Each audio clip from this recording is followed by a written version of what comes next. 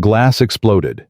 Deanna Callaway hit the ground running, her father's shotgun blast splitting the night behind her. 20 years old, and he'd just sold her for $300, the price of his poker debts, the cost of a banker's new bride. Her hands bled, her lungs burned. But terror makes you fast, and rage makes you fearless. She had one chance to live free, and she was taking it even if freedom meant dying alone on the Wyoming prairie. Subscribe, and stay till the end to see how far one desperate woman will run for freedom. Comment your city below. I want to see how far her story travels. Now let's ride.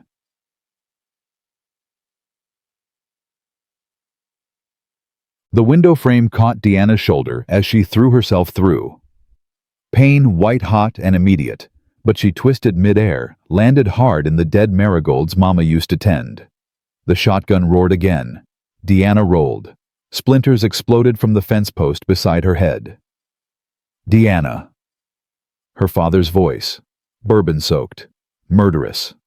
She ran, bare feet on hard earth, nightgown catching on sagebrush. The barn was 30 yards away, might as well be 30 miles. Her heart slammed against her ribs so hard she tasted copper. Behind her, the front door crashed open. "You ungrateful bitch, I fed you, clothed you. You owe me." The barn door. Thank God unlocked. Deanna's bloody hand slipped once on the handle before it gave. She stumbled inside, hit her hip on the water trough, kept moving. "Dancer." Her voice cracked. "Dancer, we gotta go." The mare's dark eyes caught moonlight through the open door. Sweet Dancer, who'd let Deanna cry into her mane after Mama passed. Who'd stood patient while Deanna whispered every secret into her twitching ears. No saddle, no time. Just the bridle grabbed from its peg, thrown over Dancer's head with shaking hands that somehow remembered the buckles even in darkness. Footsteps, heavy boots. Deanna swung herself onto Dancer's bareback nightgown, tangling around her thighs. "You think Miller won't find you? Man's got connections from here to California?" Her father's silhouette filled the barn door, shotgun raised. "I'll drag you back myself, even if he don't want damaged goods no more." Deanna dug her heels in. "Go!" Dancer lunged. The mare knew fear when she felt it, knew urgency in her rider's tensed legs. They exploded past him close enough. Deanna felt the heat of his breath, smelled the bourbon sweat. The shotgun blast took out the gatepost. They were through. Past the fence line, flying into darkness with nothing but stars to guide them. "I'll kill you." His voice faded. The ranch faded. Everything faded except hoofbeats and heartbeats and the cold Wyoming wind on Deanna's bloody face. She pressed low against Dancer's neck. "Don't stop. Please don't stop." The mare ran like hell itself was chasing them. Maybe it was. Yeah. Dawn found them at a creek, Dancer's sides, heaving foam on her neck. Deanna slid off legs, buckling. She caught herself on the mare's shoulder, stayed there until the shaking stopped. It didn't stop. Her hands were shredded. Glass cuts crisscrossed her palms, dirt grinding in the wounds. Her feet were worse, torn, bruised, one toenail hanging half off. The nightgown was ruined, soaked with blood and creek water, and God knew what else. But she was breathing. And her father wasn't. "Water," she whispered. Her throat felt like sandpaper. "We need water." Dancer was already drinking. Smart girl. Always smarter than her rider. Deanna cupped her hands, drank until her stomach cramped. The water tasted like minerals and desperation. Best thing she'd ever swallowed. Think, she had to think. He'd come looking. Soon as he sobered up, he'd track her. And Harrison Miller would help. Miller wanted his purchase, his young bride, to parade at church socials. Miller with his dead eyes and soft hands, and the way he'd looked at her like she was a horse he was buying. Checking her teeth, examining her figure. $300. That's what she was worth to them. Deanna laughed. The sound came out broken, halfway to sobbing. "We need a town." She stroked Dancer's sweaty neck. "Somewhere with people. Witnesses. Somewhere we can disappear." Copper Creek. The name surfaced from memory. Trading post about 20 miles west.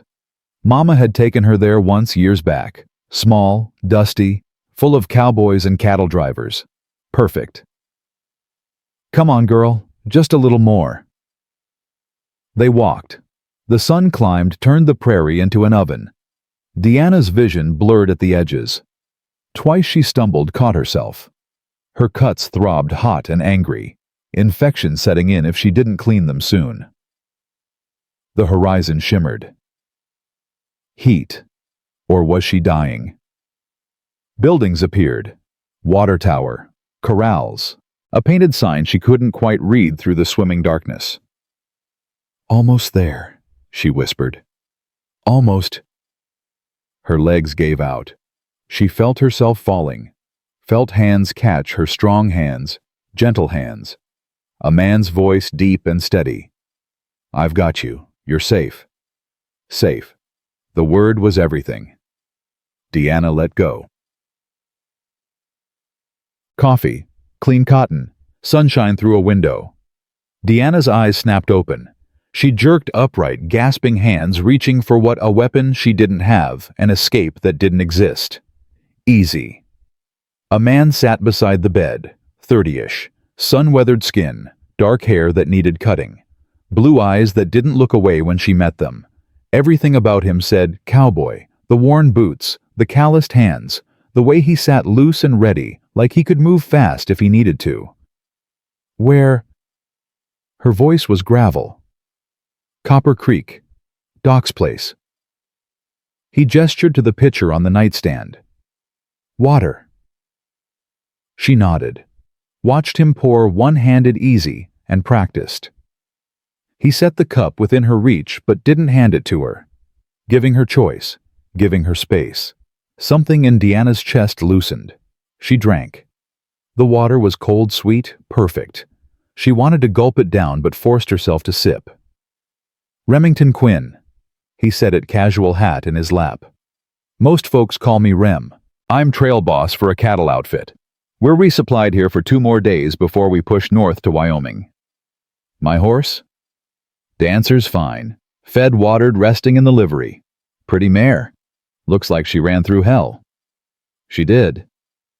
Deanna's hands shook as she set down the cup.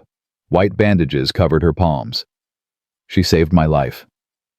Figured. Rem was quiet a moment. Doc cleaned your cuts, stitched the deep ones, said you're lucky, said most folks don't survive a night like that. Deanna looked at her bandaged hands.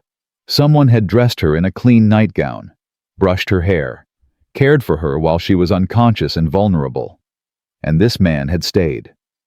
Why are you here? The question came out sharper than she meant. Because nobody else claimed you. No judgment in his voice, just fact. You rode in looking half dead. Folks figured you were running from something bad enough to kill you. He paused. I've seen that look before. Know what it means. What look? The one that says going back is worse than dying out here. Deanna's throat closed. She turned away, stared at the wall, fought the tears that wanted to come. You don't owe me explanations.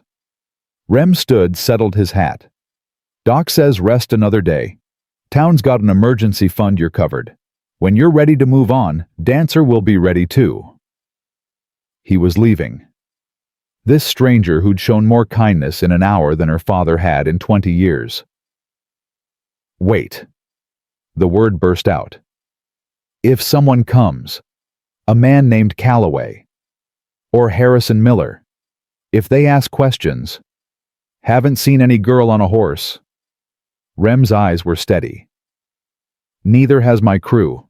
We mind our business, and we don't care much for men who make women run for their lives.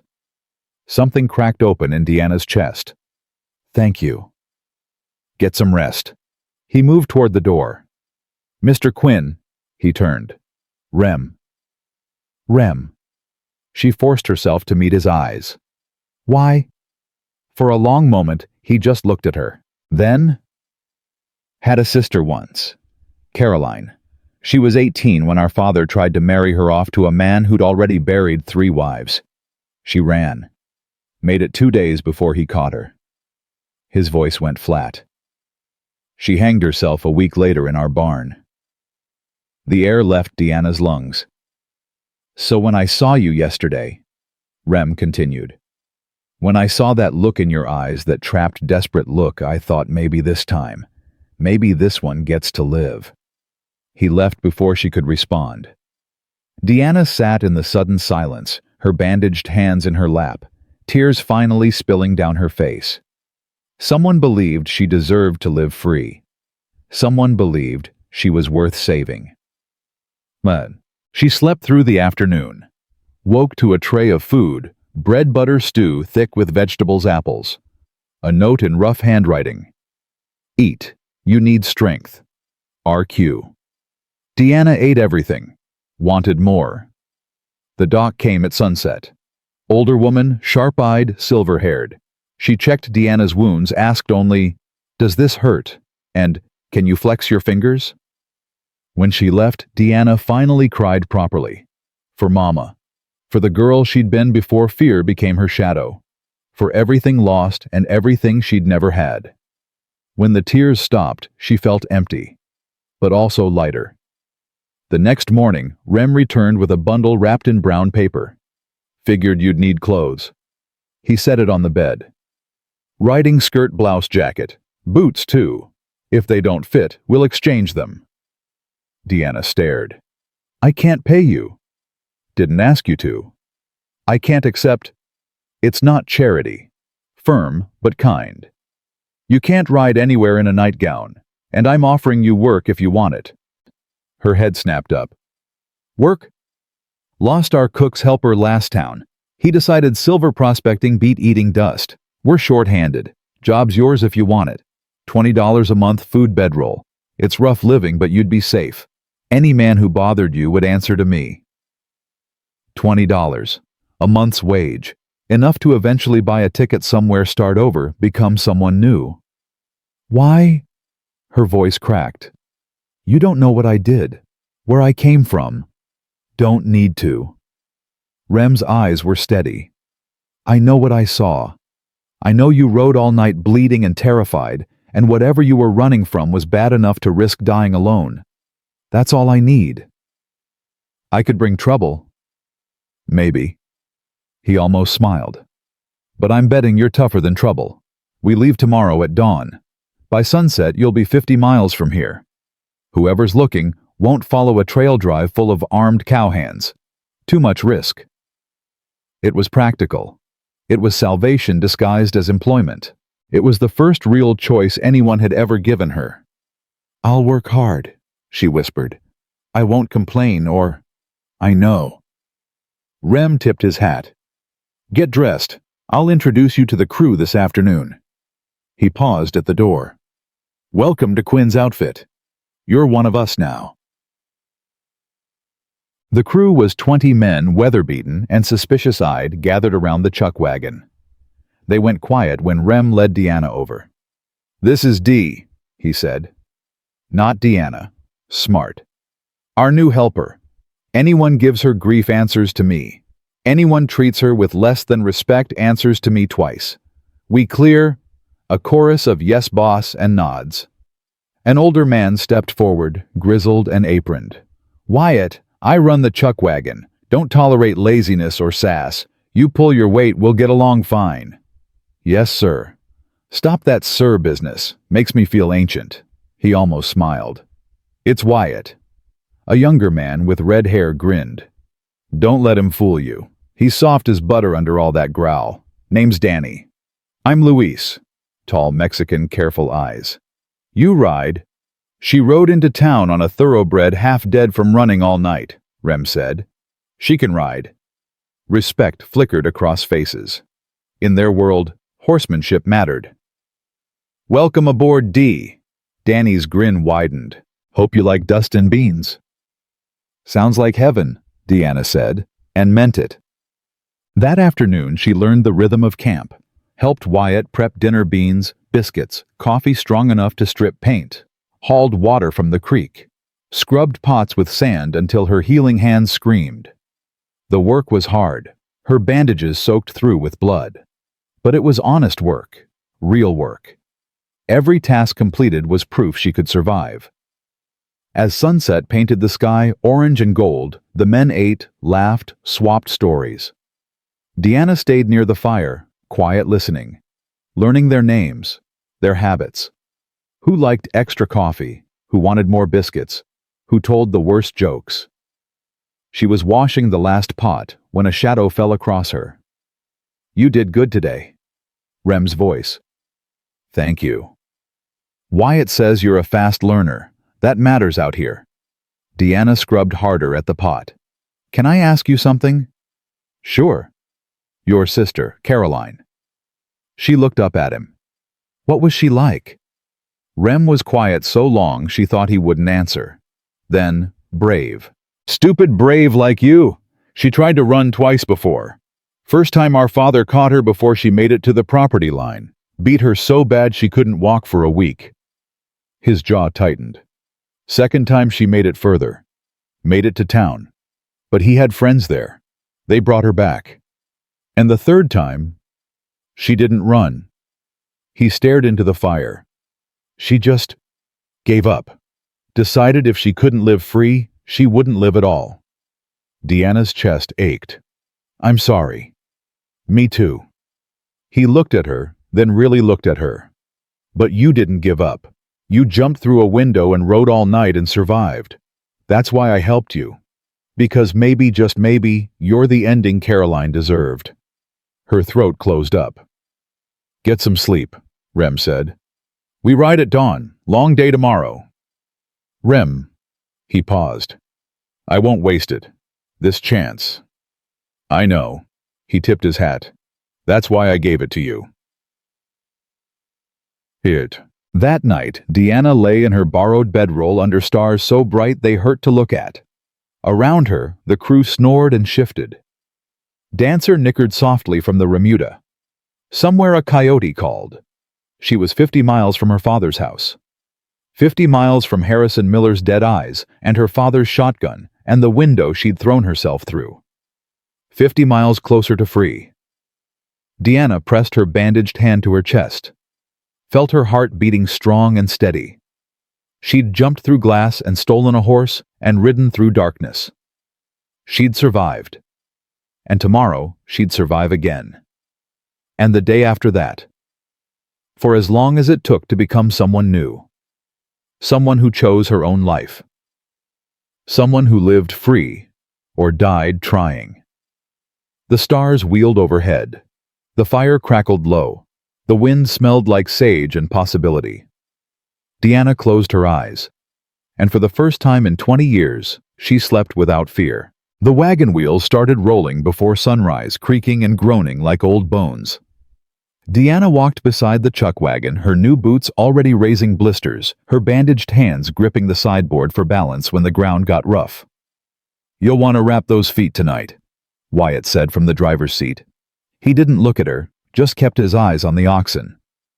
"Blisters'll slow you down tomorrow." "Yes, sir. I mean Wyatt." He grunted. Might have been approval. The sun climbed. The land stretched out forever, rolling prairie-distant mountains, sky so blue it looked painted. Deanna had never been this far from home. Had never seen horizon without fences cutting it up into manageable pieces. It was terrifying. It was beautiful. "Keep up, Dee." Danny rode past, grinning from his saddle. "We don't stop till noon." Her legs were already screaming. She nodded, kept walking.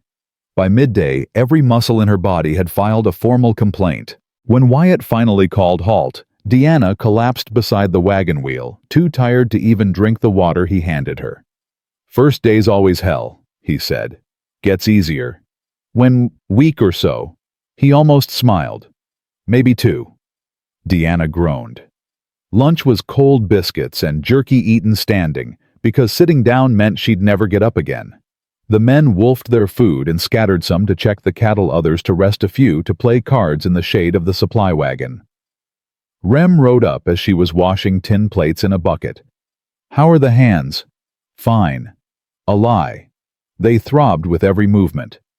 "Let me see." She held them out. He unwrapped the bandages carefully. his calloused fingers gentle.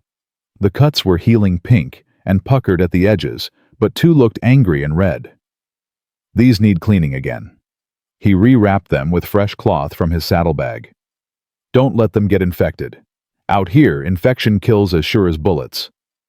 I'll be careful. I know you will. He stood, handed her a small tin. Salve. Use it tonight. Wyatt's got more if you run out. Thank you. He tipped his hat and rode off back straight easy in the saddle like he was born there. He's a good man, Wyatt said quietly. Deanna watched Rem disappear into the dust. Yeah, he is. Lost his whole family, you know. Sister to suicide, parents to cholera, baby brother to a horse kick. Wyatt packed tobacco into his pipe. Most men would have turned mean. He turned careful instead. Started looking out for folks who couldn't look out for themselves. Like me. Like a lot of people. Wyatt lit the pipe, puffed. Just don't mistake kindness for weakness. I've seen him put down 3 men in a saloon fight without breaking a sweat. Man's got iron under all that gentleness. The thought should have scared her. Instead, it made her feel safer. They rolled on. The afternoon was endless heat and dust, and the rhythmic creak of wagon wheels. Deanna's blisters popped, blood kept bleeding. She wrapped them at the next stop, kept walking. By evening she could barely stand. But she helped Wyatt prep dinner, more beans, more biscuits, coffee that could wake the dead. The men ate like wolves, thanked her with nods, and "Good grub, Dee," before scattering to their bedrolls. She was scrubbing pots when Rem appeared again, silent as smoke. You're limping. I'm fine. Dee.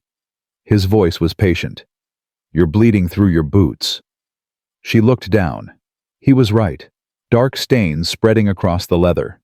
Sit. He pointed to a log near the fire. Now. Too tired to argue, she sat. Rem knelt, unlaced her boots with the same careful gentleness he'd shown her hands. When he peeled off her socks, she hissed. Jesus, he muttered. Why didn't you say something? Didn't want to slow anyone down. Slowing down is better than crippling yourself. He pulled out the salve tin, started dabbing it on the worst blisters. His hands were sure and practiced. You keep this up, you won't be able to walk in 3 days. I'll be fine. You'll be stubborn is what you'll be. But there was no heat in it. Tomorrow you ride in the wagon. Give these time to heal. I can walk. Dee. He looked up at her. This isn't punishment. It's common sense. You're no good to anyone if you can't move. She wanted to argue, wanted to prove she could handle anything they threw at her, but her feet were screaming and her pride was negotiable. Okay, she whispered. Good. He wrapped her feet in clean bandages, gentle as handling newborn kittens. Keep these dry. Change them twice a day. You need more cloth, ask Wyatt. Why are you doing this? Rem sat back on his heels. Doing what? Taking care of me. You already gave me a job, clothes, safety. You don't owe me anything else. Maybe I'm not doing it because I owe you. He stood, dusted off his knees. Maybe I'm doing it because it's right. He walked away before she could respond. Deanna sat by the fire, her bandaged feet throbbing, her chest tight with something she couldn't name. Gratitude, maybe. Or something more dangerous. Something that felt like trust. She crawled into her bedroll and slept like the dead. The next morning she rode in the wagon beside Wyatt. He didn't comment on it, just made room on the bench and handed her the reins. You know how to drive. A little. My mama taught me. Then you can spell me when my back gets stiff. He settled into his seat. Keeps me from feeling ancient. They rolled north. The land changed gradually. More trees, more water. The air growing cooler. Deanna watched the cattle flow past, like a brown river, 2,000 head moving as one massive organism. The men rode the edges, keeping them together, calling to each other in a language of whistles and shouts she was beginning to understand. How long you been doing this? She asked Wyatt. Trail driving 30 years, give or take. Started when I was younger than Danny, worked my way up to cook. He spat over the side. Seen 3 men die of stampedes, 2 of lightning strikes, 1 of snakebite, and more of pure stupidity than I can count. Comforting. He barked a laugh. Wasn't trying to comfort you. Just saying this life ain't easy. But it's honest. You work hard, you eat.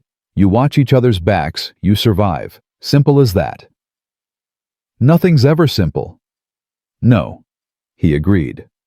But it's simpler than most things. At noon they stopped to water the cattle at a creek. Deanna climbed down carefully, her feet still tender, but better. She helped Wyatt set up for lunch, moving slower than yesterday, but moving. Danny rode up, swung off his horse in one fluid motion. Heard you took a beating yesterday. I'm fine. Course you are. You jumped through a window and rode all night. Little walk ain't gonna kill you. He grabbed a biscuit, bit into it. But Rem's right. You gotta pace yourself. This drive's got another month to go. A month. 4 more weeks of this. The thought should have overwhelmed her. Instead, it felt like freedom. A month where her father couldn't find her. A month of distance between her and Harrison Miller's dead eyes. A month to figure out who she was when nobody owned her. I can handle it, she said. Danny's grin was genuine. Yeah, I believe you can. That afternoon, Luis taught her to throw a rope while they waited for the cattle to finish drinking. She was terrible at it. The loop kept collapsing, the rope tangling, but he was patient, showing her again and again how to build the loop, how to swing, how to release. Takes practice, he said. Nobody's good right away. I'm worse than not good. I'm actively bad. He laughed. Maybe, but you're trying. That counts for something. By evening, she could throw the loop maybe 10 feet. Progress of a sort. Dinner was stew thick with wild onions one of the men had found. The crew ate and talked and laughed easy with each other in a way that spoke of years together. Deanna stayed quiet, listening, learning their rhythms. Dee, Rem's voice. She looked up. Walk with me. Her stomach did something complicated. Sure. They walked to the edge of camp where the firelight faded and the stars took over. Rem was quiet for a long moment, just standing there, hat in his hands. How are the feet? Better. I'll be able to walk tomorrow. Good. Another pause. Wyatt says you're a hard worker, says you don't complain. Complaining doesn't change anything. No, he agreed. But most people do it anyway. He looked at her, then really looked at her. You don't have to prove anything you know. Not to me, not to them. You've already proven enough. I jumped through a window. That's not exactly a qualification. You survived. His voice was soft. You chose to live when dying would have been easier. That's the only qualification that matters. Something in her chest cracked open. My mama used to say that living takes more courage than dying. She was right. She was a lot of things. Deanna wrapped her arms around herself. Smart, kind, stronger than anyone knew. She stayed with him for 20 years, took his moods and his fists and his disappointments, all because she thought it was what a good wife did. What happened to her? Pneumonia. At least that's what the doc said. Deanna's voice went flat. But I think she just got tired. Tired of hurting. Tired of being scared. Tired of watching him drink away everything she tried to build. I think she just let go. Rem was quiet. Then, I'm sorry. Me too. She looked up at the stars. Sometimes I'm angry at her for leaving me with him. Then I feel guilty for being angry because she suffered enough. It's complicated. Love usually is. They stood in comfortable silence. Around them the night sounds, cattle lowing, men talking low, coyotes singing in the distance. The kind of sounds that said, life continuing world, turning everything moving forward, whether you were ready or not. Can I ask you something? Deanna's voice was small. Always. Do you think I'm running away, or running toward something? Rem considered this. Does it matter? Maybe. I don't know. She twisted her bandaged hands together. My whole life I've been what other people needed. Good daughter. Quiet girl. Obedient. Useful. I never got to choose anything.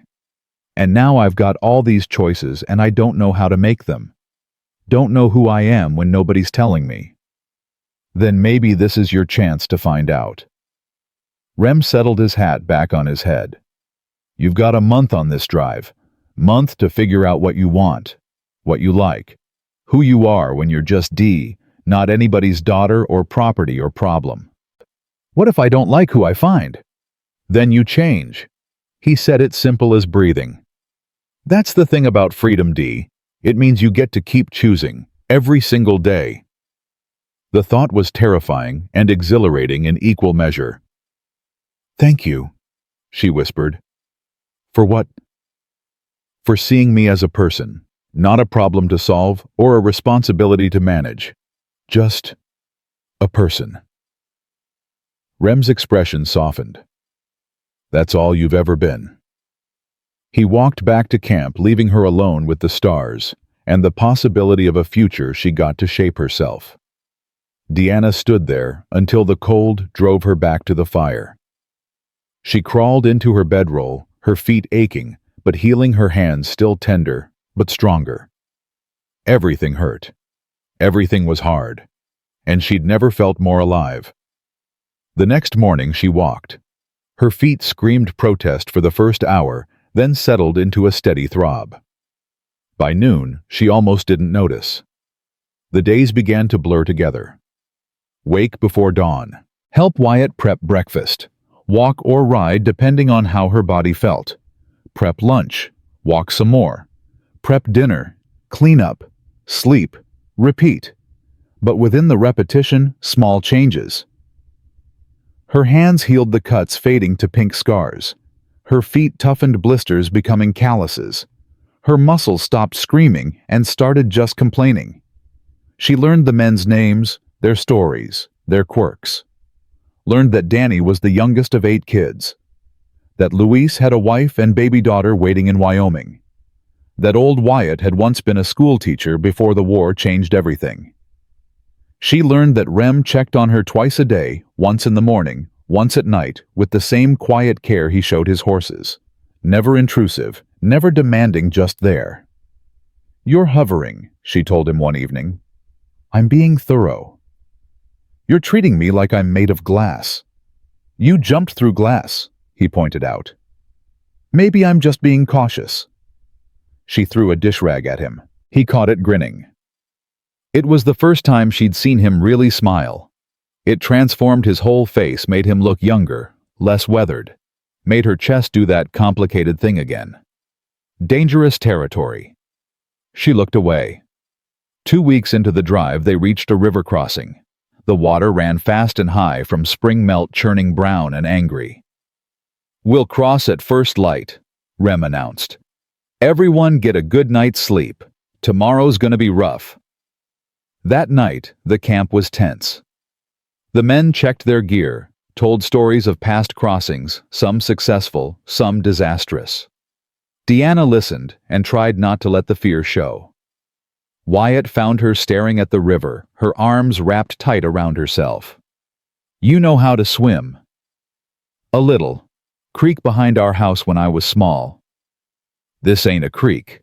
He spat tobacco juice. Current's strong. Water's cold enough to steal your breath. You go under, you got maybe a minute before hypothermia sets in. You're really good at pep talks. He almost smiled. Just want you prepared. You'll ride in the wagon with me. We cross last after the cattle and the men. Safest spot. What if the wagon tips? Then you swim like hell for the far bank and don't look back. Comforting. She didn't sleep that night.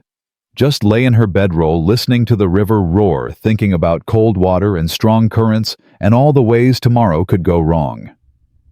At dawn, Rem gathered everyone. Luis, you take point with the lead steers. Danny, you and Jackson ride drag, keep them moving. Everyone else positions we discussed. If you get in trouble, signal. If your horse goes down, let it go and swim for shore. No heroics. His eyes found Deanna. You stay with Wyatt. You don't move until I signal it's clear. Understood? Yes. Say it back to me. Stay with Wyatt. Don't move until you signal. Good. He held her gaze a moment longer, then turned to mount his horse. The crossing started. The lead steers balked at the water's edge, bawling protest. Luis pushed them forward, his horse plunging in, chest deep. The steers followed, reluctant, but moving. More cattle poured in. The river filled with brown bodies, horns splashing. Men shouted encouragement, curses, prayers. One steer went under, came up panicked, swimming hard for the far bank. Danny's horse stumbled, went to its knees. Danny kicked free, grabbed the saddle horn, let the horse pull him across. He emerged on the far side, soaked and grinning. Slowly, impossibly, the herd made it across. 2,000 head churning the river to chocolate, but moving. Then it was their turn. Ready? Wyatt's hands were tight on the reins. No. Good. Honesty's important. He urged the oxen forward. Hold on. The wagon rolled into the water. Cold spray hit Deanna's face, stealing her breath. The current grabbed them immediately, pushing sideways. The oxen strained, bellowing. The wagon tilted. Hold on. Wyatt fought the reins. Water poured over the sideboard. Supplies shifted. The wagon tilted further. On the far bank, Rem was shouting something, but the river was too loud. His face was tight with fear. The wagon righted, tilted again. Righted. The oxen found purchase. Lunged forward. They were across. Deanna collapsed against the seat, gasping, soaked, shaking. Wyatt was laughing huge belly laughs of relief and adrenaline. We made it, by God, we made it. Rem rode up, his face pale. You okay? Fine, Deanna managed. Just wet. You're sure? I'm sure. He looked at her hard, then nodded. Good. Help Wyatt with the supplies. We'll dry what we can and move on. They camped early that night, everyone exhausted, everyone alive. The men built big fires, dried their gear, passed around whiskey. Someone had been saving. Deanna sat near the flames, wrapped in a borrowed blanket, watching the celebrations. She was alive. They were all alive. Here. Rem handed her a tin cup. Whiskey, for the cold. She drank. It burned going down, settled warm in her belly. Thank you. You did good today. Stayed calm, didn't panic. I was terrified. Being brave doesn't mean not being scared. It means being scared and doing it anyway. He sat beside her. You keep doing that. Keep being brave. I don't feel brave. Nobody does. That's the secret. He stared into the fire. Caroline always thought brave people weren't afraid. That's why she gave up. She thought she was weak for being scared. But she wasn't. Being scared just meant she was human. Do you still think about her every day? Every single one. His voice was rough. Some days it's just a passing thought. Some days it's like losing her all over again. But I think about what I could have done different. How I could have saved her. You were a kid yourself. 15. Old enough to know she was suffering. Old enough to do something. He looked at Deanna, then his eyes reflecting firelight. That's why I help people now. Can't save Caroline, but maybe I can save someone else's sister. Her throat closed up. I'm glad you saved me. Me too. They sat in comfortable silence, shoulder to shoulder, watching the fire burn low. Around them, the camp settled into sleep. The river sang its endless song. And for the first time since she'd jumped through that window, Deanna felt something beyond survival. She felt hope. The possibility that maybe, just maybe, she could build something new from the ashes of everything she'd lost.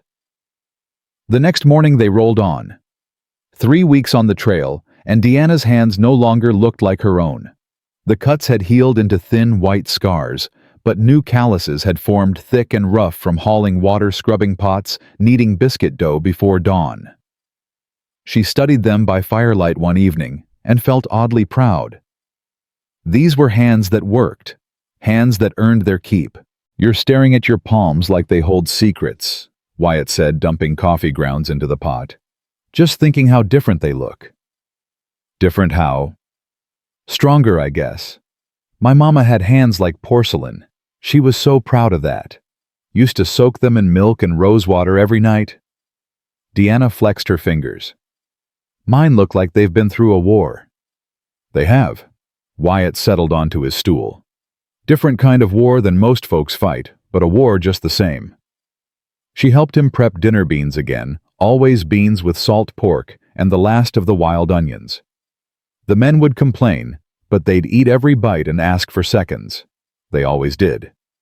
Danny rode in just before sunset, his face tight with something that looked like worry. He dismounted fast, too fast, and went straight to Rem's tent. Deanna's stomach dropped. Something's wrong. Maybe.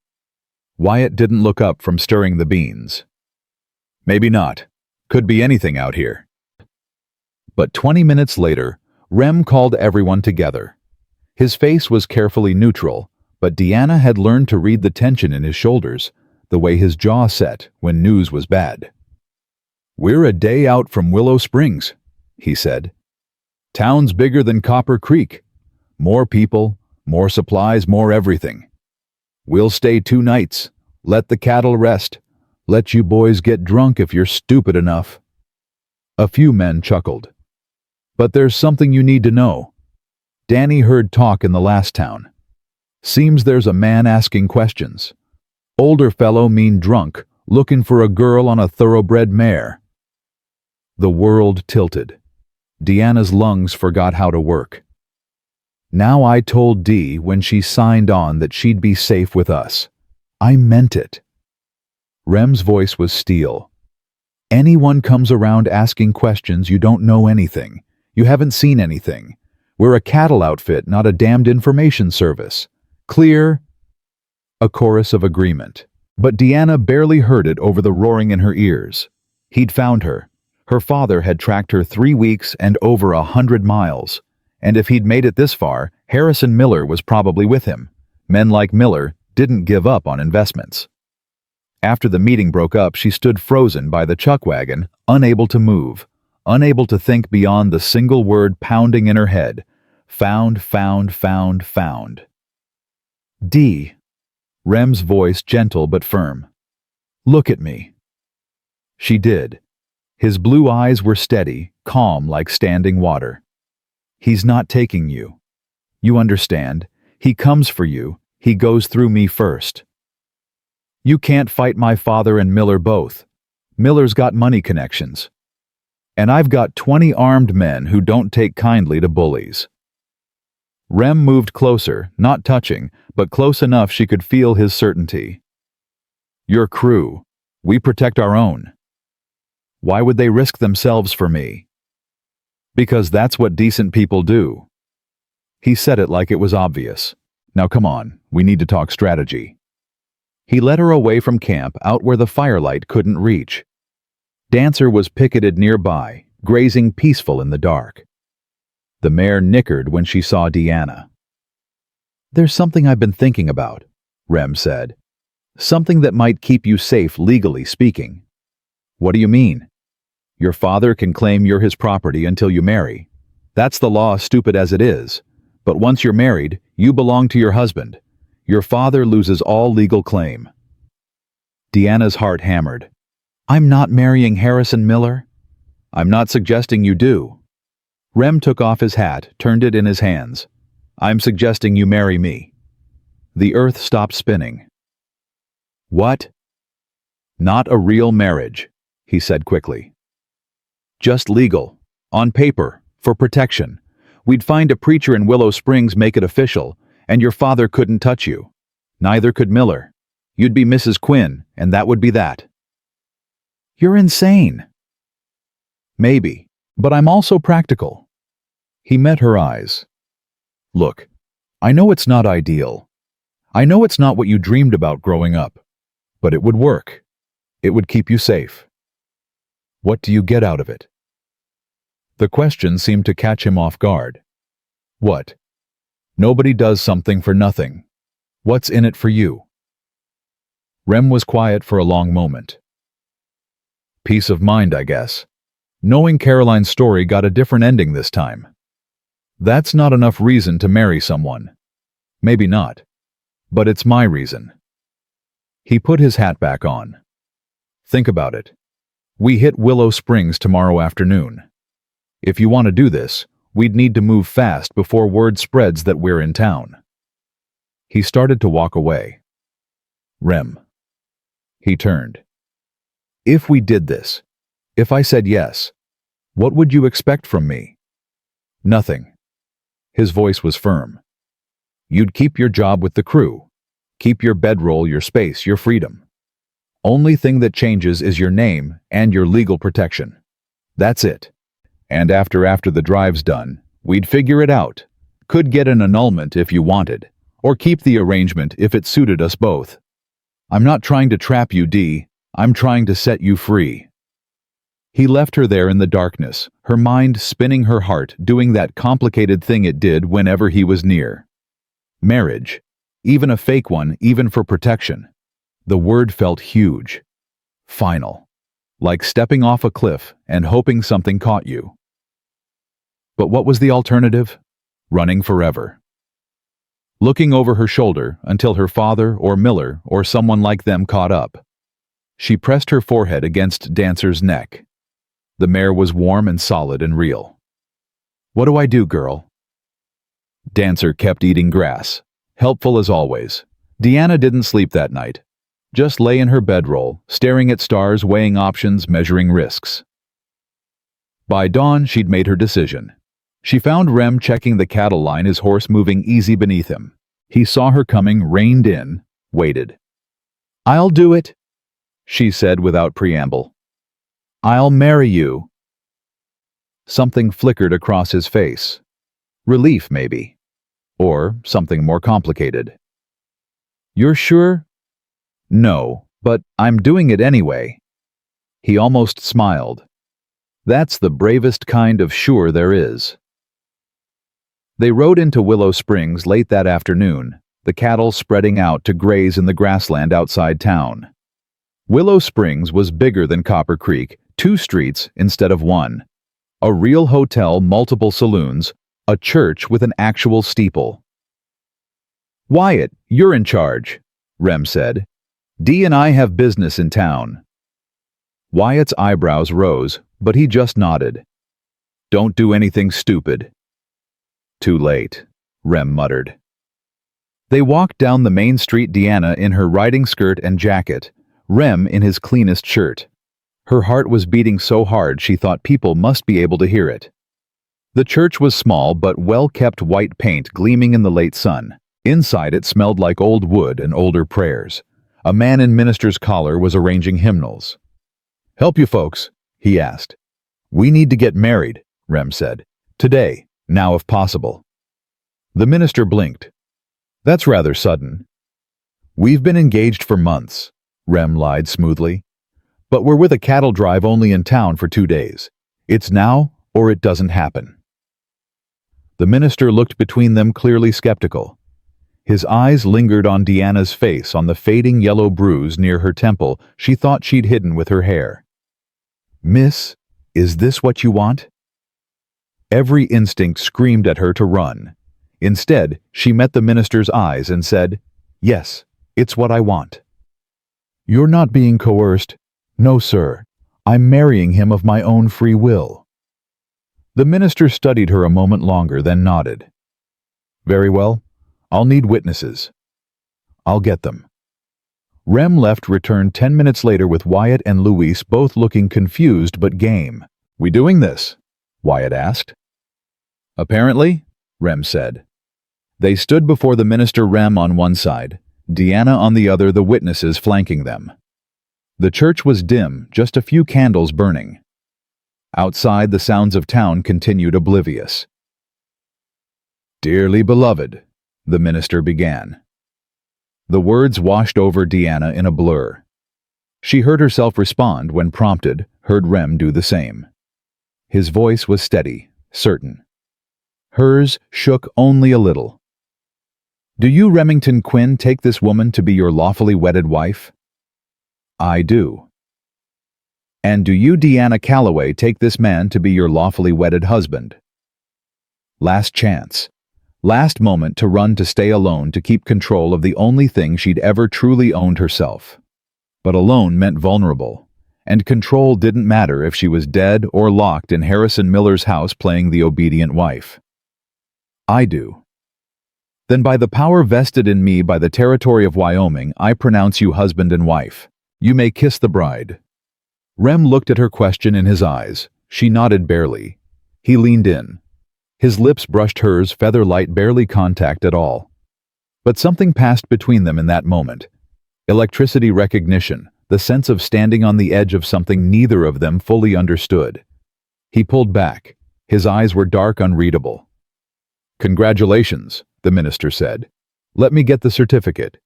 They signed. Remington Quinn and Deanna Quinn, witnessed by Wyatt Jackson and Luis Morales, united in the eyes of God and Wyoming law. The minister handed them the paper, took his fee, wished them well. Just like that, she was married. They walked back toward camp in silence. The sun was setting, painting everything gold. Deanna kept looking at the certificate in her hands, at her new name written in careful script. "You okay?" Rem finally asked. "I don't know. Ask me tomorrow." "Fair enough." Back at camp, Wyatt had kept everyone quiet about where they'd gone. But when Rem announced to the crew that he and Dee had just gotten married, the silence was absolute. Then Danny whooped. "Well, I'll be damned, boss finally took himself a wife." "About time," Luis said, grinning. "You've been mooning after her for weeks." "I have not," Rem started. "You absolutely have," Wyatt interrupted. "But that's neither here nor there. This calls for a celebration." Someone produced a bottle. Someone else grabbed a fiddle. Within 20 minutes, the camp had transformed into an impromptu wedding party. The men danced and sang and passed the bottle, toasting the newlyweds with increasing enthusiasm and decreasing coherence. Deanna sat by the fire, watching it all, feeling like she was outside her own body. Married. She was married to a man she'd known less than a month.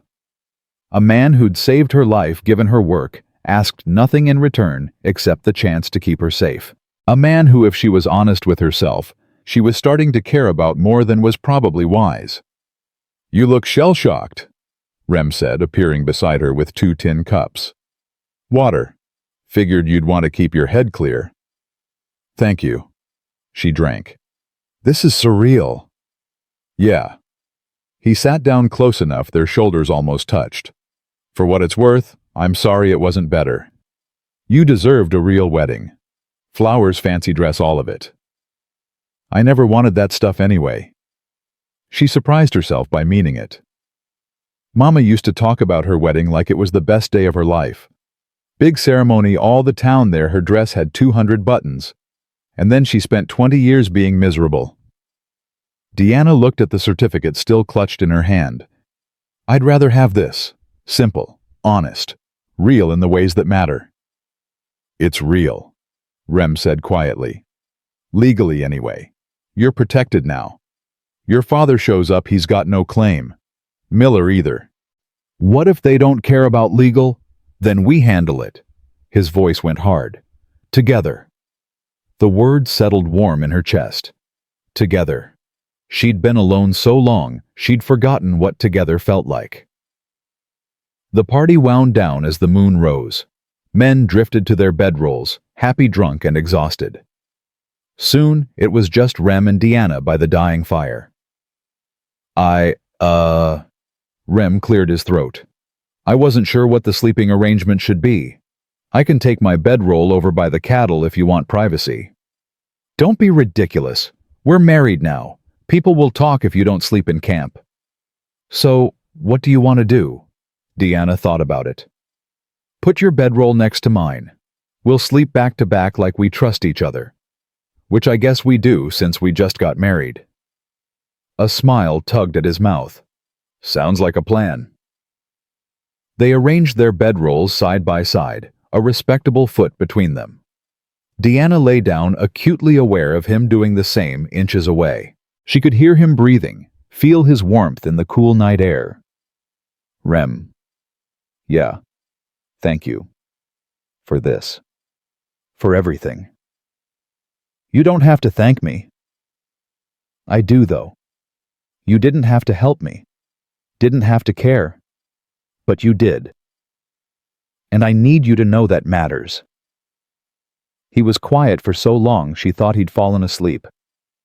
Then, you matter, Dee. That's why I did it. Her throat closed up. She didn't trust herself to speak. Get some sleep, he said softly. Tomorrow's gonna be a long day. She closed her eyes and impossibly slept. The next morning, Willow Springs woke up to news that a cattle drive boss had married his cook's helper. By the time Deanna walked into town with Wyatt to buy supplies, half the population knew her name. The other half was about to learn it. They were leaving the general store arms full of flour and sugar and coffee when a man's voice cut through the street noise like a knife. That's her. That's the Callaway girl. Deanna's blood turned to ice. She turned slowly. Two men stood outside the saloon, her father looking older and meaner than she remembered, and Harrison Miller still wearing that same dead-eyed expression that had haunted her nightmares. Well, well. Her father walked toward her unsteady but determined. Been looking for you, girl. You got any idea the trouble you caused? The embarrassment? Wyatt stepped between them. Keep walking, friend. The lady doesn't want to talk to you. Lady. Her father laughed ugly and sharp. That ain't no lady. That's my daughter, my property. And she's coming home. Actually, Deanna said, forcing her voice steady. I'm not. I'm married now. Legal and binding. You've got no claim on me. Her father's face went purple. Married. To who? To me. Rem's voice calm and cold. He appeared from the direction of the hotel, moving with that deceptive ease that said he was ready for violence if it came. Name's Remington Quinn. Deanna's my wife as of yesterday. Signed, sealed, witnessed by a minister and filed with the town clerk. So whatever business you think you have with her, you're mistaken. That's bullshit, Miller said, speaking for the first time. His voice was soft-cultured, somehow worse than her father's rage. I paid good money for her. We had an agreement. You had an agreement with him? Rem jerked his chin at Deanna's father. Not with her. She didn't agree to anything. And now she's legally bound to me. So your money's gone and your deal's dead. I want my daughter back, her father snarled. She's been nothing but trouble since her mama died. Running wild, disrespecting me, breaking windows. Breaking windows you were about to throw her through, Rem said quietly. Yeah, we know about that. We know you tried to sell her like livestock. We know about the bruises, the fear, all of it. A crowd was gathering. People stopped on the street, leaned out of shop windows, sensing a confrontation. This is family business, Miller said. It doesn't concern you. It concerns me the moment you made my wife cry herself to sleep because she was terrified of being dragged back to you. Rem's voice was still calm, but something dangerous moved underneath it. It concerns me when you track her across 3 weeks of wilderness like she's an escaped slave. It concerns me when you think women are property you can buy and sell. The law says she's married to me. That's what the law says. Now you've got two choices. You can accept that and ride out of here. Or you can push this and I'll defend my wife with everything I've got. Her father reached for the knife at his belt. Rem's pistol was in his hand before Deanna saw him move. The hammer cocked with a click that sounded like thunder. Don't, Rem said. I'm giving you the chance to walk away. Don't waste it. The street was silent, every eye on them. Miller's hand moved toward his coat. I wouldn't. Luis appeared on Rem's left rifle, casual in his hands. Danny materialized on the right, also armed. Then Wyatt. Then 3 more crew members. 8 armed men standing united. She's our crew, Danny said cheerfully. That makes her family. And we don't let family get hurt." Deanna's father looked around, saw the odds, saw the determination in 8 sets of eyes. Something in him deflated. "This ain't over," he muttered. "Yeah, it is." Rem's voice was final. "You come near her again, I'll put you in the ground. That's not a threat. That's a promise. Now get the hell out of my town." Miller touched her father's arm. "Come on. She's not worth this." They walked away. Deanna watched them go, her father's shoulders hunched, Miller's spine stiff with barely contained rage. They mounted their horses and rode out, disappearing down the road that led south. Gone. The crowd slowly dispersed, buzzing with excitement over the drama. Rem holstered his pistol, his hands absolutely steady. "You okay?" he asked Deanna. She realized she was shaking, not from fear, from something else. Something that felt like power, like freedom. "I'm okay." Her voice was stronger than she expected. "I'm really okay." "Good." He smiled, small and genuine. "Let's get those supplies back to camp." They walked together through town, the crew falling in around them like an honor guard. People nodded as they passed, respectful now. Word would spread fast, the story of the trail boss who'd married a runaway girl and stood down her father and a rich banker without flinching. The story of Deanna Quinn, who'd chosen her own life and meant it. That night after dinner, after the men had scattered, Rem found her by the remuda. Dancer was resting head low, eyes half closed. "You were amazing today," he said. "I didn't do anything. You and the crew did everything. You stood your ground.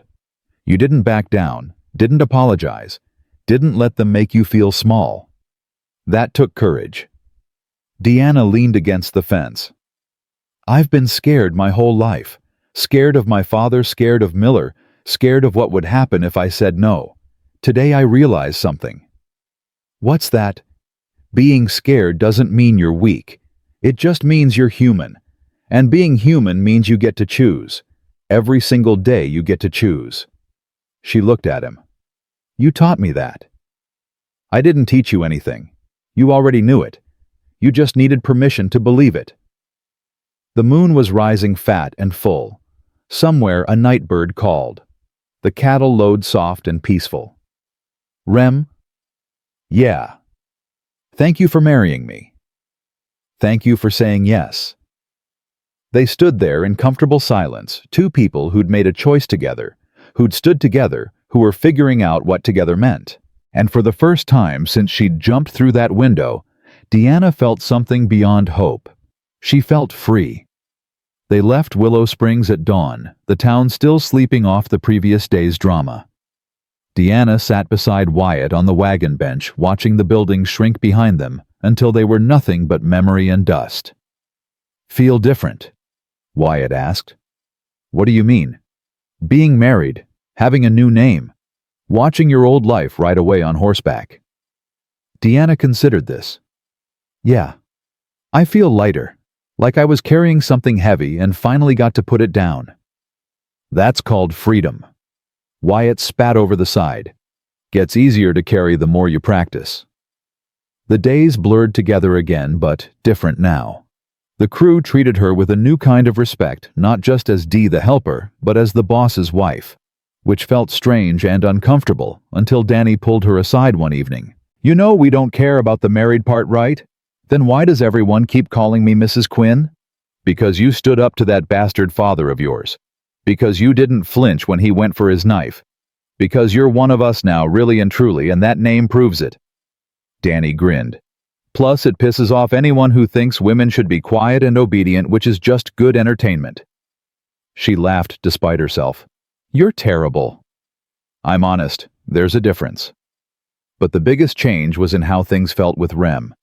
They still slept in separate bedrolls, still maintained a careful distance during the day. But something had shifted. Little things, the way he handed her coffee in the morning, their fingers brushing. The way she'd catch him watching her across the fire, his expression unguarded. The way her heart did that complicated thing whenever he was near. It was getting harder to remember this was supposed to be pretend. A week after Willow Springs, they hit rougher country. The land rose and fell in steep grades, the grass giving way to rock and scrub pine. The cattle moved slower, more irritable in the heat. Tempers frayed. Deanna was hauling water from a creek when she heard shouting. She dropped the buckets and ran. 2 men were squaring off Jackson, one of the older hands, and a younger guy named Pete who'd joined them in Copper Creek. Jackson's face was red with rage. "Say that again," Jackson snarled. "I dare you." "I said the boss is thinking with something other than his brain," Pete shot back.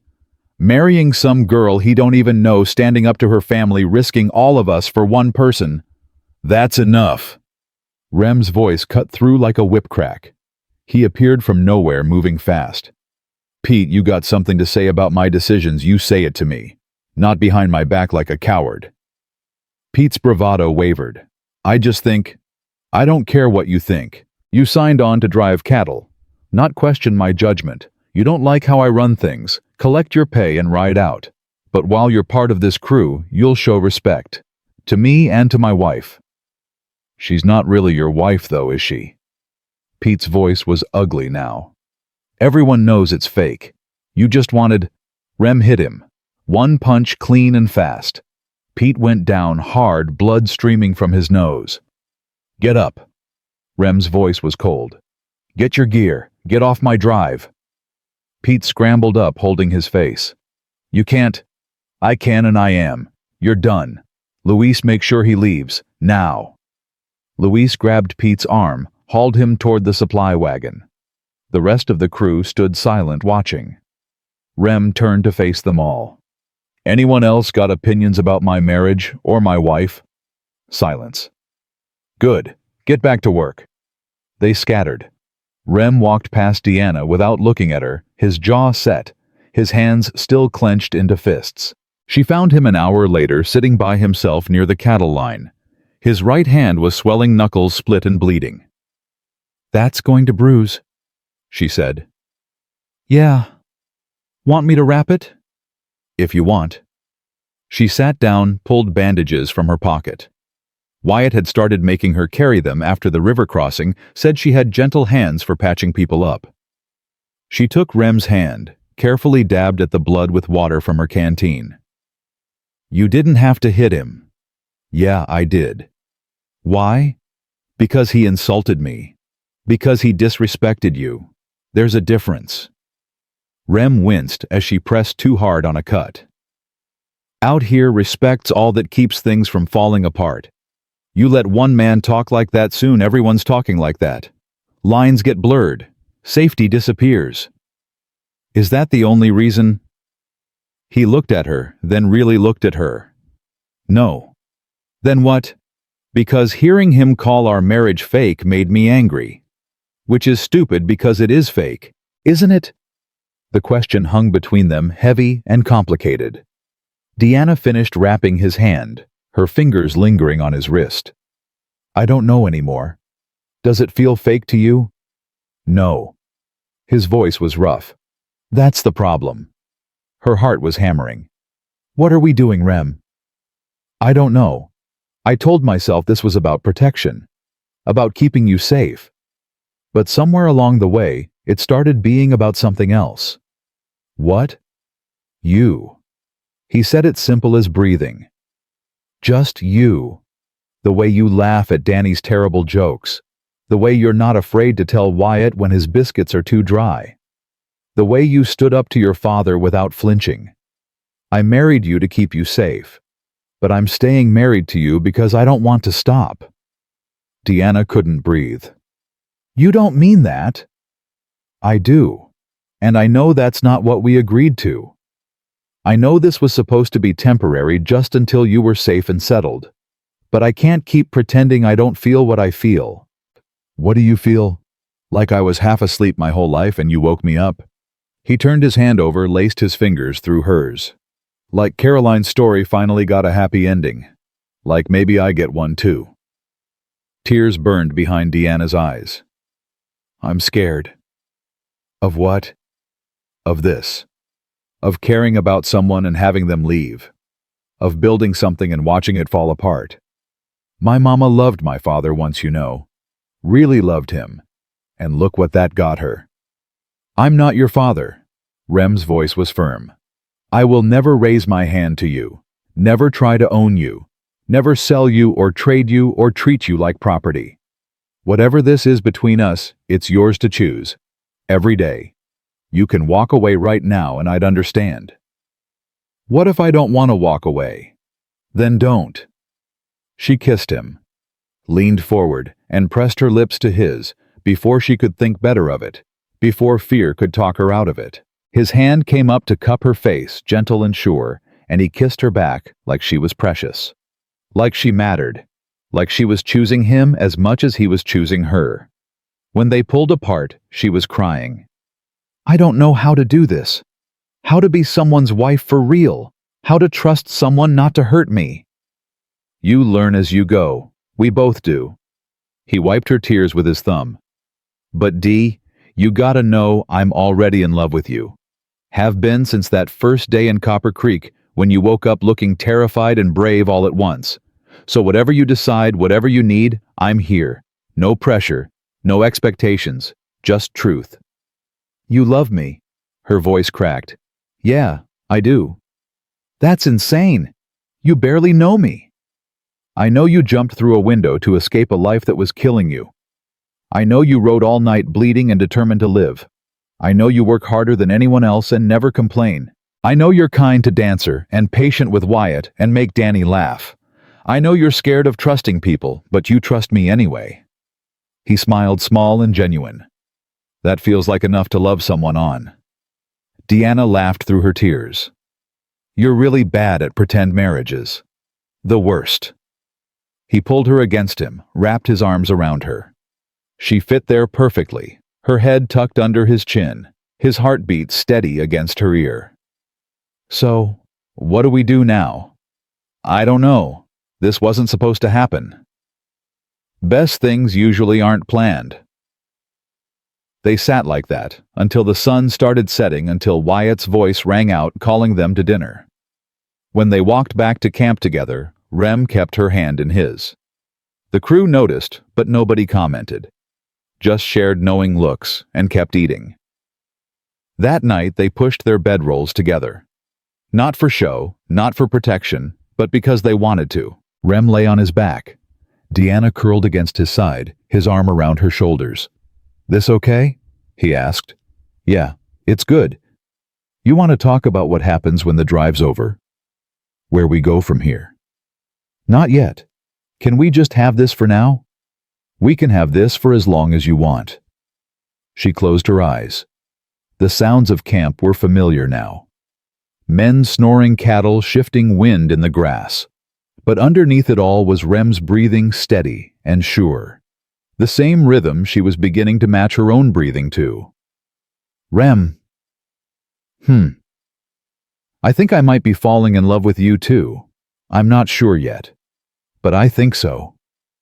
His arm tightened around her. Take your time. I'm not going anywhere. Promise. Promise. She fell asleep feeling safer than she had in years. Maybe ever. The next week brought harder terrain and shorter tempers. The cattle were exhausted. The men were exhausted. Everyone was counting days until they reached Wyoming and could finally rest. Deanna worked herself to the bone, helping Wyatt, trying to keep the crew fed and watered and functional. You're doing too much, Rem told her one evening. I'm doing my job. Your job isn't killing yourself to prove you're useful. I know that. Do you? Because from where I'm standing, you're still acting like one mistake will make everyone abandon you. The words hit too close. That's not what I'm doing. Isn't it? His voice was gentle but firm. Dee, you're my wife. You're part of this crew. Nobody's going to kick you out for taking a break. You don't understand. Then explain it to me. She set down the pot she was scrubbing harder than necessary. My whole life I was only valuable if I was useful. If I cooked well, if I cleaned well, if I stayed quiet and didn't cause trouble. The moment I stopped being useful, I became a burden. Something to sell off. So yes, I'm working hard because working hard is the only way I know how to make sure people don't give up on me. I'm not going to give up on you. You say that now.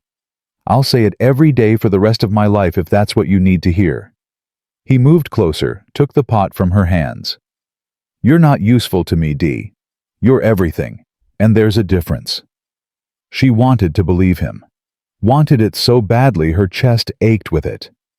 I'm trying, she whispered. I'm trying to trust this, but it's hard.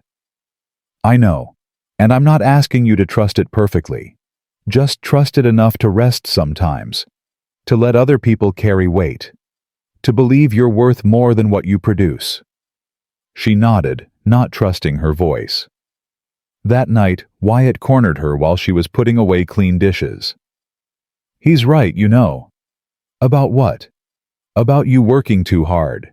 About you being worth more than your output. Wyatt tamped tobacco into his pipe. I've known Rem for 10 years. Never seen him look at anyone the way he looks at you.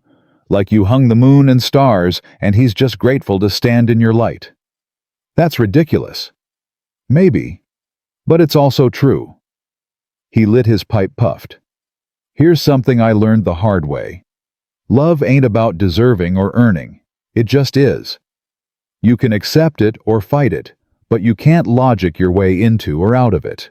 And that boy loves you. Clear as day. I don't know how to accept it. Sure you do. You say thank you. You let yourself feel it. You stop waiting for the other shoe to drop. He smiled around his pipe. And you definitely stop scrubbing pots at midnight like the devil's chasing you. She laughed despite herself. Fine.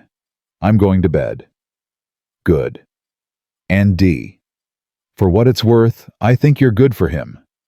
First time in years, I've seen him look happy instead of just content.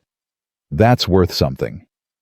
She crawled into her bedroll beside Rem, who'd been asleep for an hour. He stirred when she settled, automatically pulling her close, even in sleep.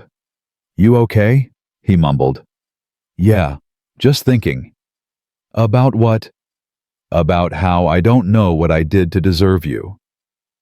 He was quiet for a moment. Then, maybe you don't have to deserve good things. Maybe they just happen sometimes. That's not how the world works. Maybe it's how our world works. He kissed her forehead. Now sleep. We've got another long day tomorrow. She closed her eyes and let herself sink into his warmth. Let herself believe just for tonight that maybe good things could happen to people like her. That maybe love didn't have to be earned or purchased or fought for. That maybe it could just exist simple and true and real. 3 days later, they saw Wyoming in the distance. The mountains rose up blue and magnificent, snow-capped even in summer. The men cheered. Wyatt actually smiled. Even the cattle seemed to sense journey's end moving faster. Almost there, Rem said, riding beside the wagon. What happens when we arrive? Deanna asked. We deliver the herd, get paid, rest a few days. He looked at her. Then we figure out what comes next. What do you want to come next? Honestly, I want to buy land. Build a ranch, raise cattle instead of driving them across creation. Make a home. He paused. With you. If that's what you want. Her heart jumped. A home? Yeah, nothing fancy. Just a house, some land room to grow. Place where we could build something together. Something that's ours. He cleared his throat. But that's only if you want it. If you want something else, a town, a different life, hell, an annulment, and your freedom, I'll understand. I won't like it, but I'll understand. Deanna thought about it. Thought about a house with Rem in it. Mornings making coffee together. Evenings sitting on a porch watching sunset. Building something that couldn't be taken away because it was built on choice, not obligation. On love, not fear. I want it, she said. I want to build something with you. His smile was like sunrise. Yeah. Yeah. But I have conditions. Name them. I want Dancer. She goes where I go. Obviously. And I want to learn to rope cattle properly. Luis says I'm getting better, but I'm still terrible. Done. And I want chickens. A whole flock of chickens. Mama always wanted chickens, but Dad said they were too much trouble. We'll have so many chickens, you'll get sick of eggs. And I want to keep working. Not just housework, real work. Building things, fixing things, working cattle. D. He reached over, took her hand. You can do whatever you want. It's your life, your choices. I'm just here to support them. She squeezed his hand. Okay, then let's do it. Let's build a home. They reached Wyoming 2 days later, delivered the cattle to the buyer, collected payment. The crew scattered to celebrate, some to saloons, some to hotels, with real beds, all promising to meet back in 3 days for the ride home. Rem took Deanna to a small hotel, got them a room with a real bed, real walls, real privacy, for the first time since they'd married. I can sleep on the floor, he offered. Don't be stupid.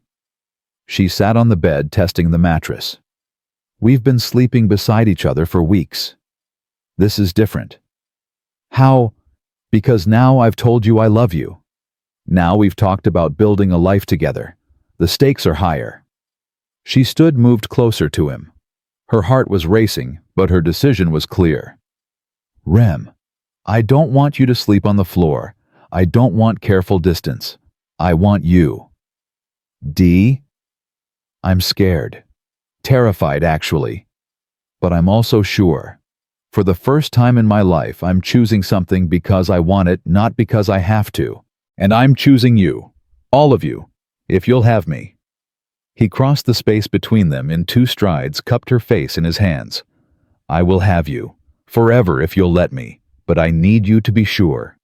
Need you to know you can change your mind at any point and I won't be angry. I'm sure. She reached up, covered his hands with hers. You gave me freedom. You gave me choice. You gave me safety. And somewhere in all that, you gave me love. Real love, not the kind that comes with conditions or expectations or fine print. Just love. And I want to give it back to you. He kissed her, then deep and sure and full of promise. She kissed him back, pouring every ounce of trust and hope and tentative joy into it. They broke apart, breathing hard, foreheads pressed together. I love you, she whispered. I love you too. No more pretending. No more pretending. That night they made their marriage real in every way that mattered, not out of obligation or expectation or duty, but out of choice. Out of love freely given and freely received. And when Deanna fell asleep in Rem's arms, she didn't dream of windows or shotguns or running through darkness. She dreamed of home. Morning came soft through the hotel window, golden and gentle. Deanna woke wrapped in Rem's arms, his breathing steady against her hair. For a moment, she just lay there, letting herself feel safe. Letting herself feel loved. You awake? His voice was rough with sleep. Yeah. Regrets? None. You. He pulled her closer. Not a single one. They spent 3 days in Wyoming, wandering the town, talking to land agents, looking at property. On the second day, they found it 200 acres with a creek running through good grass, shelter from winter winds. A small cabin already built, rough but solid. It needs work, the agent said apologetically. We've got time, Rem replied. He looked at Deanna. What do you think? She walked the property, Dancer following behind like a dog. The land rolled gentle and green mountains standing watch in the distance. The creek sang over smooth stones.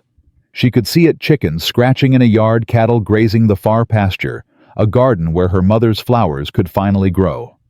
It's perfect, she said. They bought it that afternoon, signed papers, shook hands, walked away with a deed that had both their names on it. Mr. and Mrs. Remington Quinn, landowners, partners in every way that counted. The crew helped them move in before heading back south. Danny hammered loose boards. Luis fixed the chimney. Wyatt stocked the pantry with enough beans and coffee to last through winter. You take care of her, Wyatt told Rem on the last evening, his voice gruff with emotion. Every day of my life. Good, because if I hear you didn't, I'll ride back up here and shoot you myself. Rem grinned. Fair enough. Wyatt turned to Deanna, awkward and gentle. You did good, kid. Real good. Your mama would be proud. She hugged him, this grumpy old man, who'd taught her how to make biscuits that didn't taste like rocks. Thank you. For everything. Wasn't nothing. But his eyes were wet when he pulled away. They left at dawn. Deanna and Rem stood in the yard watching them go, dust rising behind the horses, until the crew disappeared into prairie and memory. Just us now, Rem said. Yeah. She took his hand. Let's get to work. The first year was hard, harder than the cattle drive in different ways. They bought 12 head of cattle with Rem's savings, built fences, planted a garden, fixed everything that broke and half the things that didn't.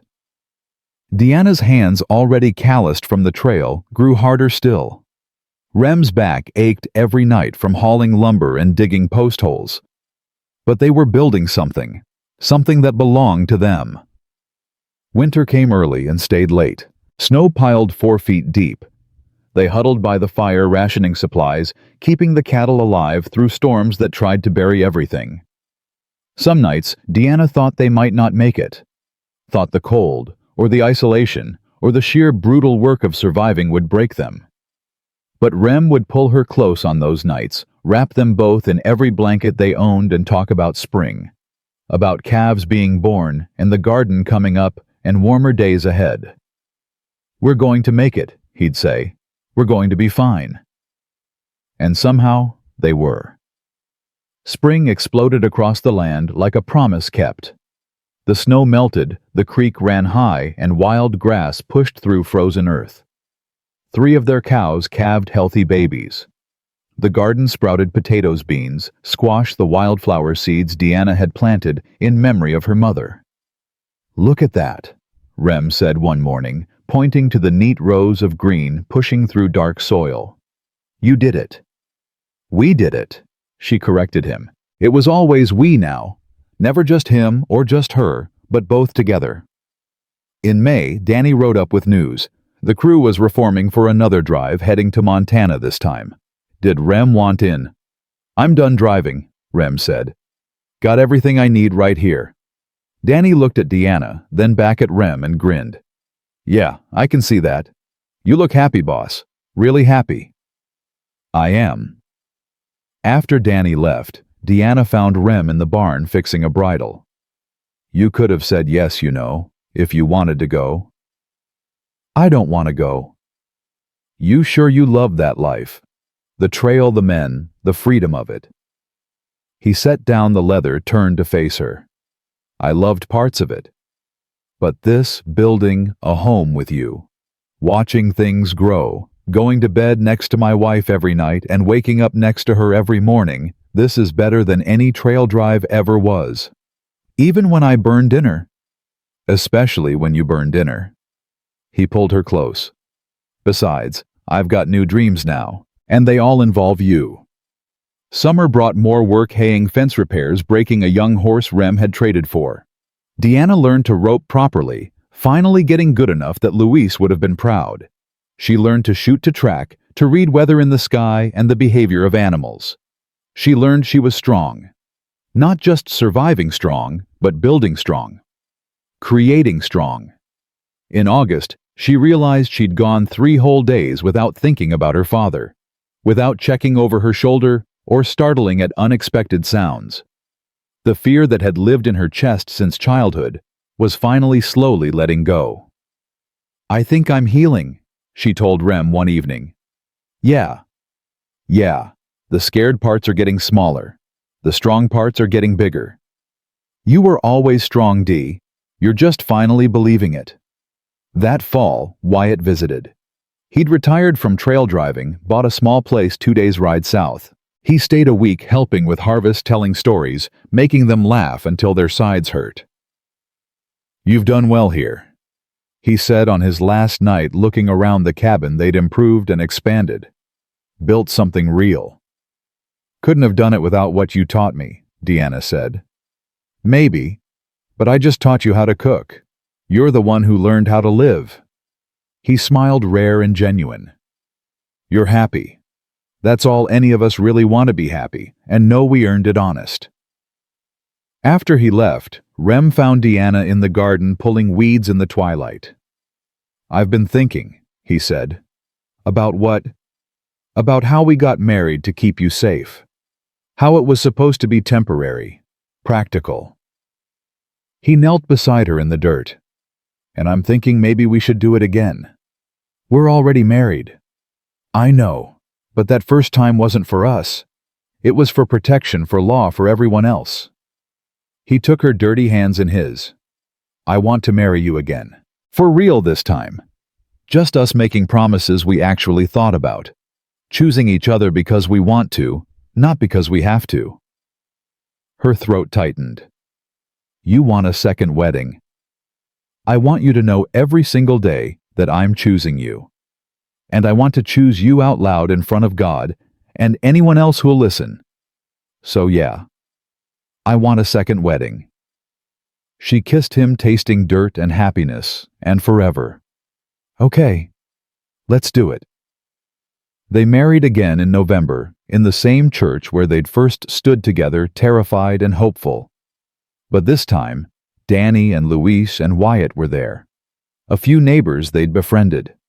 The minister who remembered them and smiled at how much they'd changed. This time, when the minister asked if she took this man, Deanna's voice was strong and sure. No hesitation, no fear, just certainty. This time, when Rem kissed her, it lasted longer than a breath. It was promise and passion, and two people who'd found each other in darkness and built a life in light. This time, it felt like beginning instead of ending. Winter came again, but easier this year. They had more supplies, more experience, more confidence. They sat by the fire on long evenings, Rem reading aloud while Deanna knitted socks that actually stayed on feet. You ever think about kids? She asked one night. He looked up from his book. Sometimes. Yuha. Sometimes. I think I'd like to be someone's mother. Do it better than mine did. Give them what I didn't have. What's that? Safety, choice. The knowledge that they're loved for who they are, not what they can do. She set down her knitting. But I'm also scared. What if I mess it up? What if I turn into my father? You won't. His voice was absolutely certain. You're nothing like him. You're kind where he was cruel. You're generous where he was selfish. You're brave where he was a coward. Any kid would be lucky to have you as their mother. You really think so? I know so. 3 months later, Deanna woke up feeling sick. The sickness lasted a week before she finally admitted what it might mean. She rode to the nearest town, saw the doctor, rode home with news that made her heart race and her hands shake. She found Rem mending fence in the south pasture. He saw her face and dropped the hammer. What's wrong? Nothing's wrong. She dismounted, took his hands. Rem, I'm pregnant. He went absolutely still. You're sure? Doctor confirmed it. We're having a baby. Probably late summer. For a moment, he just stared at her. Then he whooped, picked her up, spun her around until she was laughing and dizzy, and demanding he put her down before she threw up on him. We're having a baby, he kept saying. We're having a baby. That's what pregnant usually means. I'm going to be a father. You're going to be a great father. He set her down carefully like she was made of glass. Are you happy about this? Terrified. But yeah, I'm happy. Good. That's good. We can do this. We need to expand the house. Need a proper room for the baby. And we should get more chickens for eggs. Babies need eggs, right? And she kissed him to stop the nervous rambling. We have time. We'll figure it out. They did figure it out. Extended the cabin, added a real bedroom. Built a cradle from pine. Rem cut himself each piece, sanded smooth and perfect. Deanna sewed tiny clothes from fabric Wyatt brought when he visited, his old eyes going soft at the sight of her growing belly. "Life keeps moving forward," he said. "That's the beautiful thing about it. Even when you think you can't take another step, life finds a way." The baby came in August, during a thunderstorm that made the cabin shake. The midwife from town talked Deanna through it, while Rem paced outside wearing a path in the grass. When the baby's cry finally pierced the storm, he burst through the door. "A boy," the midwife announced. "Healthy and mad as hell about being born." Deanna held her son, this tiny, perfect person they'd made, and cried. Happy tears, exhausted tears, overwhelmed tears. Rem sat beside her, his arm around her shoulders, staring at their child, like he couldn't quite believe he was real. "What should we name him?" she whispered. "I was thinking James, after my brother." "James Quinn." She tested it. "It's perfect." "He's perfect." "He's loud." Rem laughed, the sound full of joy. "Gets that from his mother." She elbowed him gently. "Help me figure out how to feed him before he wakes the dead." Those first months were a blur of sleepless nights and steep learning curves. James was demanding and vocal, and completely changed their lives. But watching Rem with their son, the gentle way he held him, the silly songs he sang at 2 a.m, the fierce protective love in his eyes, Deanna fell in love with him all over again. "You're a natural," she told him one evening. "I'm faking it completely." "We're both faking it. But look at him. He's alive and fed and loved. We must be doing something right." Time moved differently after James was born. Days blurred together, but somehow also felt precious, worth savoring. Deanna watched her son grow, first smile, first laugh, first tooth. Watched Rem teach him to clap, to wave, to say da before ma, which she pretended to be offended by. She thought about her mother sometimes. Wished she could have met her grandson. Wished she could have told her that it was possible to love someone without losing yourself. That marriage could be partnership instead of prison. But mostly, she focused on the life she was building, the one she'd chosen, the one that was hers. 3 years passed, then 4. The ranch grew, more cattle, more land, more success than either of them had dreamed. James grew into a wild, happy boy who loved horses and collected rocks and asked a million questions about everything. Deanna was hanging laundry one afternoon, her belly round with their second child, when she heard James shriek with laughter. She turned to see Rem teaching him to ride his first pony, walking beside the tiny horse with one hand on James's back. "I'm doing it, Ma," James shouted. "I'm a real cowboy." "You sure are, baby." Rem caught her eye across the yard. Smiled that smile that still made her heart do complicated things. Mouthed, "I love you." She mouthed it back, then returned to the laundry, humming one of her mother's old songs. That evening, after James was asleep and the dishes were done, she and Rem sat on the porch they'd built 2 summers ago. The sun was setting, painting everything gold. Their land stretched out before them, familiar and beloved.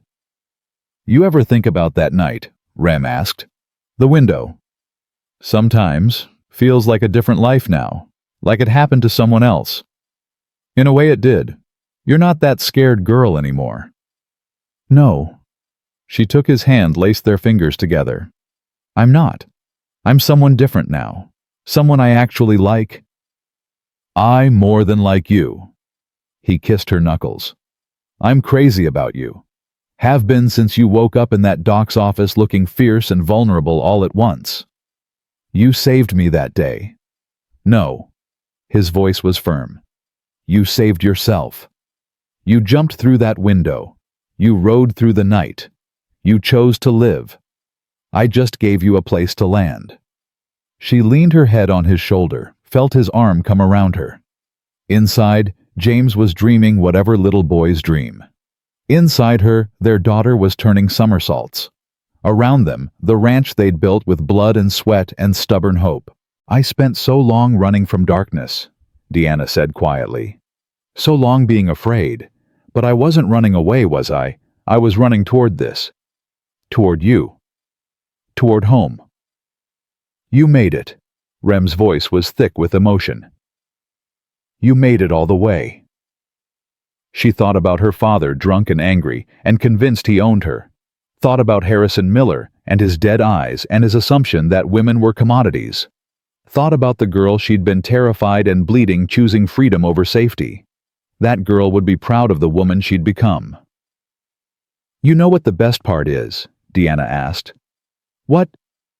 Every morning I wake up, I get to choose this. Choose you. Choose this life. It's not something that happened to me. It's something I'm building every single day. That's freedom, Rem said. Real freedom. Not just running from the bad stuff, but running toward the good stuff and knowing you earned it. James cried out in his sleep. Deanna started to rise, but Rem stopped her. I've got him. You rest. She watched him go inside this man who'd given her everything without asking for anything in return. Who'd loved her when she didn't know how to love herself. Who'd taught her that strength wasn't about never being scared, it was about being scared and choosing brave anyway. The sun finished setting. Stars emerged, the same stars that had watched her desperate flight all those years ago. But tonight they looked different. Friendly, full of promise instead of terror. Deanna pressed a hand to her belly, felt her daughter kick strong and sure. This child would grow up knowing safety, knowing love, knowing that her mother had jumped through glass and rode through darkness so she could have light. Inside, Rem was singing James back to sleep, his voice low and gentle. The sound drifted through the open window, mixing with cricket song and cattle, lowing in the distance. Deanna smiled. She'd been running when Rem found her bleeding and terrified, and certain she'd rather die free than live in chains. She'd been convinced freedom meant being alone, being untouchable, being safe inside walls no one could breach. But she'd been wrong. Real freedom wasn't about walls. It was about doors. Doors you could walk through whenever you chose. Doors that led to people who loved you, not despite your scars, but because of them. Doors that opened onto lives you built yourself brick by brick, choice by choice, day by day. Real freedom was waking up every morning and deciding again to stay. Not because you had to, not because you were trapped, but because you wanted to. Because the life you'd built was worth choosing. Because the love you'd found was worth keeping. And Deanna chose it. Every single day, she chose it. The window she'd jumped through all those years ago had led her here, to a porch at sunset, to a husband singing lullabies, to a son dreaming and a daughter growing, to a home that was hers, to a life that was hers, to a freedom that was real and earned and absolutely completely true. She'd been running toward this all along, toward the moment when running could finally stop, when she could stand still and know, really know, that she was exactly where she belonged. Rem came back out, settled beside her, pulled her close. He's asleep again. Good. She nestled into his warmth. Stay with me. Forever, he promised. For as long as you'll have me. Forever sounds about right. They sat together as the stars wheeled overhead and the night sounds rose around them. The ranch slept. The land slept. But Deanna was wide awake, present and grateful, and finally completely free. She'd jumped through glass to escape her father. She'd ridden through darkness to find her life. She'd married a stranger to stay safe. And somehow, impossibly, she'd found everything she never knew she needed. Love that didn't cage her. Partnership that didn't diminish her. A home that expanded instead of contracted. A future built on choice instead of fear. This was freedom. This was home. This was the life she'd fought for, bled for, and finally claimed as her own. And it was more than worth every terrifying step of the journey.